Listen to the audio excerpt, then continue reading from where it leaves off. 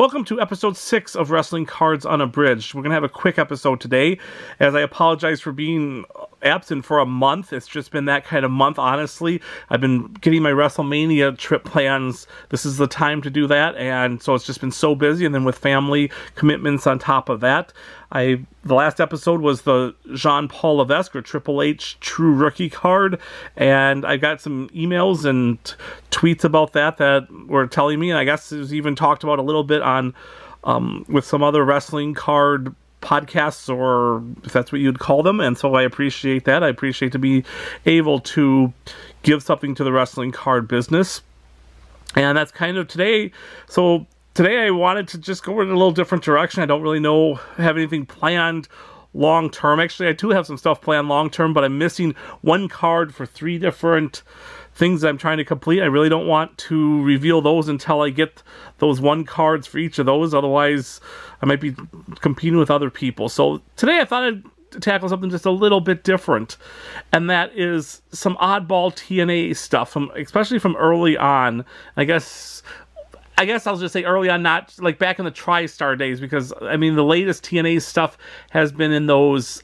They release the sets on their website, and that's a whole different story. But we'll go all the way from the TriStar days, and so we're gonna skip the Pacific set too. They had the 2004 Pacific set, if I'm correct on my year there, and then 2008 TriStar started until about 2012 or 2013, and usually about 2 or 3 sets a year.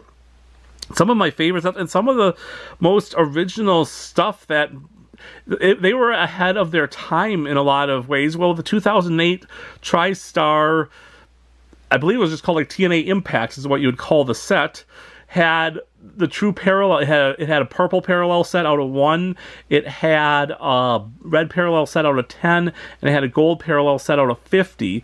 And so we had the superfractors in the Chrome a couple years earlier, but this was kind of, there's 3 different parallel sets to chase from that set, and then every year, or every set even that came out, like the Cross the Line was the next set that came out, and they had the 50, 10, and 1, and then in 2009 you had Impact, which had 20 for silver, 5 for gold, and 1 for purple, and then you had the Knockout set, which was 40, 10, and 1 as well, and then it just kept going on. And actually this card is from the Extreme set, which would have been a 2010 set.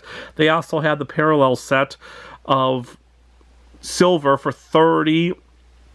Actually, no, Extreme. Silver would have been 40 for Extreme. Gold would have been 10 for Extreme. And purple for 1 for Extreme. But then they had something else that was very unique, and I have no idea why I have one. Well, yes, I do, because I collect everything wrestling cards, and I've had this for a long, long time, so I can't tell you when I got it. I can't tell you how much I paid for it, and I can just tell you that I definitely like to have I wanted at least one of these, and so they had these things called Lovely Locks, and this is Christy Hemme, and what this is a piece of Christy Hemme's hair. I think one of the cool things is autographed as well. I don't know, and yes, they did this in the Extreme sets. Kind of an appropriate set to do this in, because it was like the Extreme set, and I'm got a little glare right now, I can tell. I'm trying to get rid of that, but I don't really have my lighting set up the way I want to, and so just trying to keep some light on the subject without doing too much glare. I think that works a little better. So yeah, you can see it's autographed, and it's numbered out of 3. This one is numbered out of 3, 2 out of 3. They had numbered out of 3, and they had numbered out of 1, and there were 4 participants, or 4 women that were in the set. They had both beautiful people. This is, I guess, actually Lacey Von Erich would have still been this way. Actually, it wouldn't have been just 2 of the beautiful people at the time. Angelina Love and Velvet Sky, the original beautiful people, and probably the people that are most, because I guess you would have had Madison Rayne then too, and she was not in this set either. So scratch that. They had the original beautiful people, Angelina Love and Velvet Sky. They had Christy Hemme, and they had SoCal Val.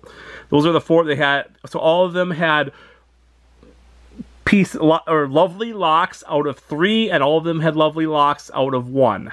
So that, if you can do the math, that would be 12 out of 3, and another 4 1, so 16 Lovely Locks cards total. So a very rare card.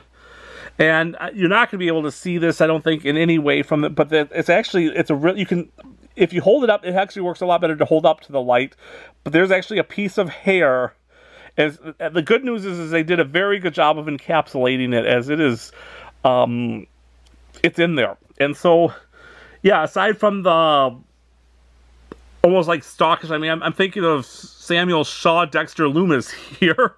And I actually didn't, didn't he, now that I'm thinking of a TNA storyline, did he stalk Christy Hemme in TNA as Samuel Shaw? Yeah, I'm almost positive. Now that's kind of coming back to me. I didn't even think about that until just now. But, so, yes, we have a lock of Christy Hemme's hair. Like I said, it's autographed. I think it's kind of neat. I just really do, because like I said, there are 16 of them total.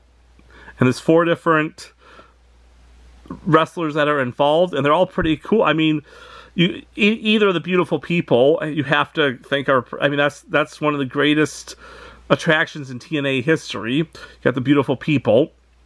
You have SoCal Val, who everybody loves, and honestly, SoCal Val cards, there are definitely SoCal Val collectors out there because her cards do well, and there are also Christy Hemme collectors out there. So really, it'd be hard to rate. I think each their own. I would probably say the Velvet Sky is probably the most valuable one in the set, but they're all going to just kind of have their own unique collectors. I know there's some beautiful people collectors. I know there's SoCal Val collectors. I know there's Hemme collectors. So it'd be interesting to see. It would be interesting to see what a 101 would go for and what a 103 would go for, and how much of a difference there would be between those. But I actually, besides this one right here, I have never seen one of these for sale in any capacity. And that's why I have mine, because I have never seen one for sale. It's a rare wrestling card, and that's kind of what I do, is have to pick it up for the collection. I actually like Christy Hemme a lot, but actually I'd probably rank her as my 4th choice, not because I don't like Christy Hemme, but because I think the other 3 are even better. And so, but like I said, but she's just a small step behind, and very happy to have her card. It's a really cool card, and I think Hemme is a great. Hemme stayed with the company for so long, but actually they all kind of did, so it'd be appropriate in that way. So we'll take it. I think I showed this already, but yeah, you can see this one's number 2 or 3. You have the autograph, you have Hemme, you have the lock of hair. You're not going to actually. From this angle, you can kind of see it, I think. And you can see that. I thought it was really cool how well encased it is. Can you see that? There's a lock of Christy Hemme's hair. Now it's sliding because I don't have this straight. But so yeah, so I just thought, and so this is kind of the topic for today. It's more than just this card, though. It's all crazy TNA cards. And we're going to throw another couple of things at you here. These are Sting face paint cards. Yes, these are actual parts of Sting's face paint saved onto a card. I don't know where they came up with this idea, but they made cards. These are from the Impact set, 2009 Impact set. So this would actually even been before the Christy Hemme. This was 2009 Impact, the 3rd TriStar TNA set. And I'm trying to think of 2009 Impact. They didn't really have a lot else crazy in that set. They had the parallel sets, which were fun to chase.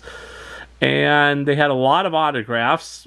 You didn't have the extreme. I mean, the new era is when really all the big names. So Sting was really the biggest name in the company at that time yet. I mean, and I'm thinking of the Impact set, and you would, unless you're going to go beautiful people. I guess Angle was with the company as well, and the Impact set would have been the first Bobby Lashley as part of TNA. But I would think so. I would think Sting. So they took it. So this one's the blue, which is numbered out of 20. They're numbered on back. This one's numbered out of 25. This is the gold, which usually is numbered out of 50. In this case, they numbered them out of 60. It's actually pretty similar, the way they did a really, they must have had some sort of way of making them. But that is actual face paint, event-used face paint from Sting. I think it works well with Sting. It's just a very unique card. Honestly, I would never have imagined having two of them because I really only need one. And Sting's kind of an interesting one because Sting is actually very well collected, and I have never been the biggest Sting fan in the world. I really respect him, and I've had the opportunity to meet him, and a very, very nice guy, and love talking to him. Just love everything about his personality. I never got into his wrestling character like back in WCW. I liked him actually a little better in TNA, but even then wasn't. And maybe the early Sting in WCW, like the one that wrestled Flair in the first Clash of the Champions.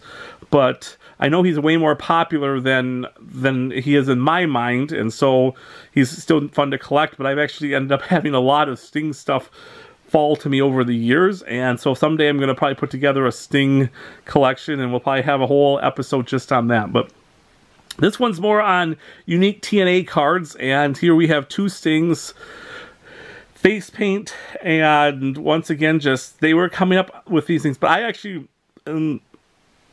for as weird as both of these things are, the next thing we're going to get into isn't quite as weird, it's very unique, but these two are both called kind of weird. This one's not as stockish as the Christy Hemme hair or any of the other knockouts hair, but it's still kind of weird. Like, let's take some of Sting's face paint and put it on. But what do you think of when you think of Sting? You think of the face paint, and so this is kind of neat. It's kind of a neat way they did that. This one's a little more common. Actually, I'm pretty sure as of making this video, and actually we're making this video on Veterans Day, and I should say thank you to all the veterans out there. Thank you for keeping us free. Thank you for keeping our liberties. Thank you for your service. I really do appreciate it. And so happy Veterans Day to everybody. So that's the day that we are filming this, Veterans Day 2022, and yeah. And why was the date important? Because you can get a Sting. I'm pretty sure you can buy one of these online right now for a little bit more than I would think it's worth. But if someone really wanted one, that's the magic of wrestling cards is you can list them, and then it's probably the only one online right now. So if you want one of these, you'll probably be paying a little bit more than I would call it normal market value. But hey, about 2 months ago, I just completely overpaid for a wrestling card, and I usually don't do that, but it was a card that I definitely needed in my collection, and it was a buy it now, and it was so bad I didn't even buy it now, but I made an offer, and I got a counter offer that was pretty bad, and I'm like, well, I'm either going to lose it, or I'm going to have to take it at that price, and I jumped on it for way more than would be expected. But to this day, I'm so glad I did, and someday we'll get into that whole story. It's a whole story, and it's going to be an awesome story someday to share with this channel. And so sometimes you have to pay a lot. So this would be the type of card that you might have to pay a little bit more than I would say it's probably worth. But if you wanted this card in your collection, there's not a lot of them out there. You're probably talking 100 at the most. And so and there's two of them right here, so not the easiest thing to get. Okay, the last time I transitioned these cards, it didn't work as well. Let's see if I can do it a little better this time. This one's definitely as unique, I believe, but not as crazy of an idea, but possibly. This is a cut signature of Steve McMichael, and 1 of 1. This is from this is from the Tenacious set, one of my favorite sets. Actually, I might even have to call it my favorite set. I really like the Tenacious set. I like a lot of the TNA sets, but this one was really cool. This one was a little more personal to me. I love Steve McMichael. I thought this one is unique because there's a whole bunch of them that are in this set, and I'm trying to think of some of the names. I want to say we have. I know Dennis Rodman was in this set, as that would be one that maybe I would think is a little better than Steve McMichael for sports athletes. There are a couple others. David Eckstein, I believe, was in this set. He was a baseball player.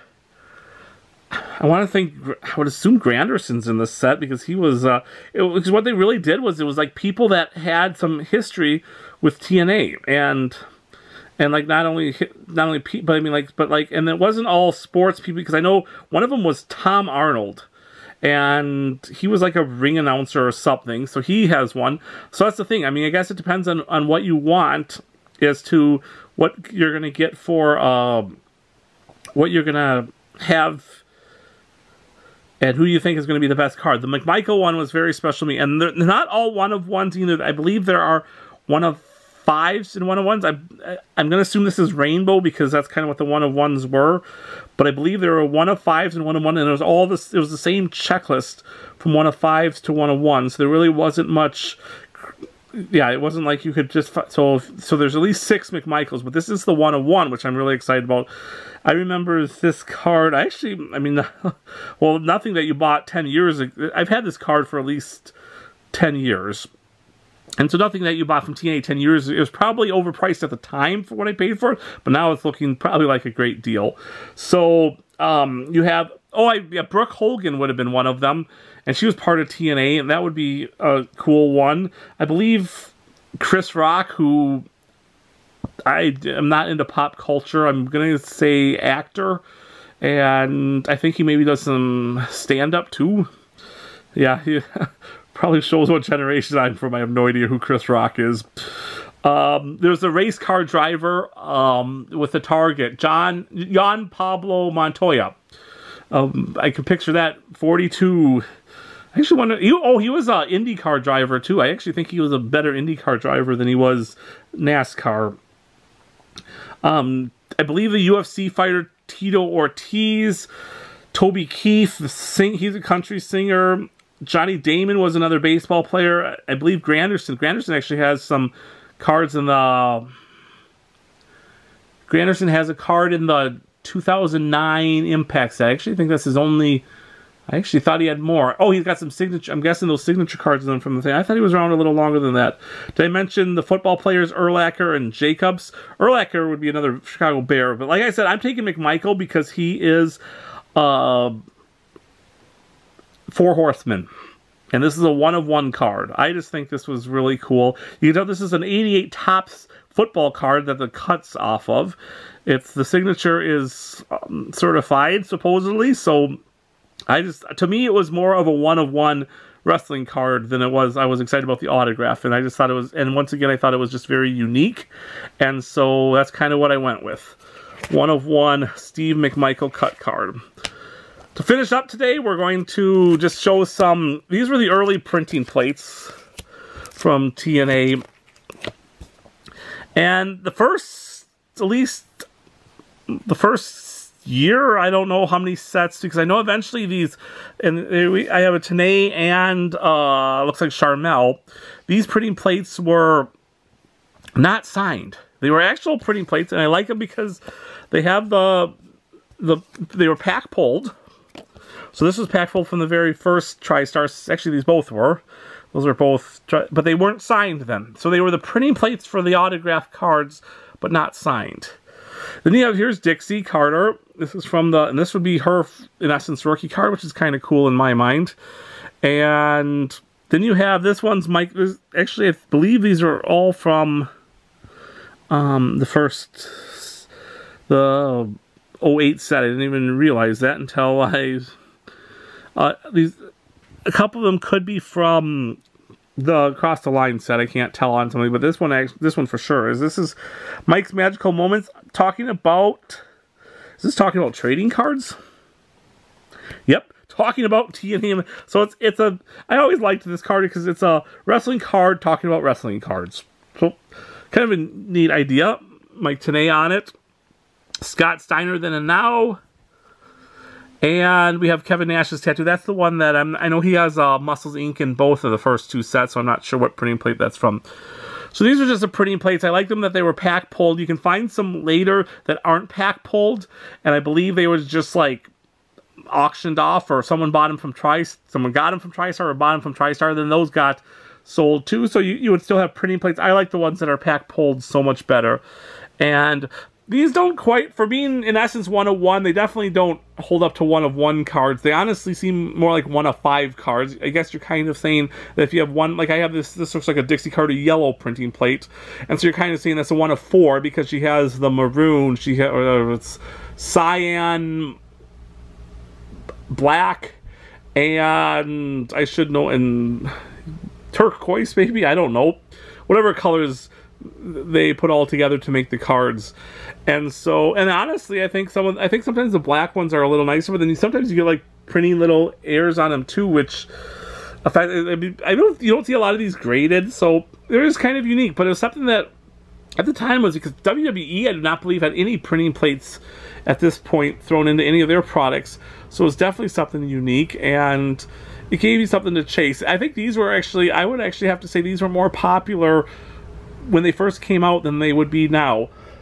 I think it depends on, I mean, you got your chasers, so if you're, but let's just go with the Scott Steiner then and now one.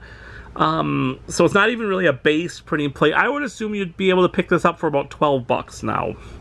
You might even be able to find it if it started at like a penny auction and just so no reserve, just a true auction. I don't even know if it would make it all the way up to 12. It depends if you had a couple Scott Steiner collectors out there, or just people who thought they were cool. But you might be talking, I can see going anywhere from like 8 to 15.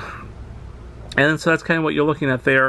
And like this one, I don't think would be very good. I actually think these autograph ones, but then TNA is not well collected either. Charmel actually might be a little bit better. You kind of have your Booker T Charmel collection, and then the Carter is more of the base, and so that one might just do a little bit better. So just another thought for TNA. I have a whole bunch of more TNA stuff to share in the future, but just it's not going to happen right now because just time-wise, and I have to find it. Actually, I'm a little disappointed because there's one thing I was trying to find for today and it just wasn't happening, and that kind of will be in the future. And I definitely have some ideas for more future shows, but as we get into the holiday, the Christmas season now, it's going to be hard to, I'm going to try to put these out weekly, but it's very hard with my schedule and everything else going on. Kind of just want to talk a little bit, if you're still with me now, wrestling card world going on right now. I guess the big thing is the Panini and that's kind of, we got one more set coming out, I believe, on that. For some reason, people always ask me, what do I think of Panini? Well, it's wrestling cards. I mean, I like them. I'm not a huge Panini collector in some instances, but I'm definitely a collect. I'll kind of I'll just open the curtain a little bit to what I'm collecting right now. I have one super collection that I'm hoping to share with you guys in the very near future, and it's of someone who is not very it was someone short-lived, and I actually liked him, but it just not, but never took off and not very popular. I really have enjoyed super collecting him because it's been easy and there's a lot out there, and I'm almost positive no one else is collecting him because there's just so much out there, and that's such good value. And it's, at the same time, it's someone that I'm excited about to super collect, which really makes me excited. I'm excited about it. It's not just like, oh, I'm going to pick this guy because there's so much out there of him. It's like, I'm going to pick this guy because I liked him, even though he's not going to be very valuable. I got a couple other people I've been actually going more. I have a few legends that I really like to collect. I get some competition for some of them. I actually bid way more than I thought I should on one of one Panini Select, the black, and that could be a whole nother topic, but it's so odd because it's like, when you're super collecting someone, so there's a one-of-one card, how much do you bid? I bid so much, I'm like, I really don't want to win this at this price. Because if it would have gone to my max bid somehow, then I would have been like, this is completely overpaying for this. But then at the same time, it was a one-of-one of someone that I started to build a really nice collection of. And it's like, well, I kind of want this card in my collection. And I honestly thought when I bid the number I bid, that's like, there's no way anyone's even going to come close to this. And hopefully I win it for a good deal less than what my maximum bid is, and I'm going to win it. I thought for sure I was going to be paying for that card in 10 minutes after I bid, and it was going to be paying a good chunk, but it was going to be paying for it. Someone came in and bid more than my maximum bid.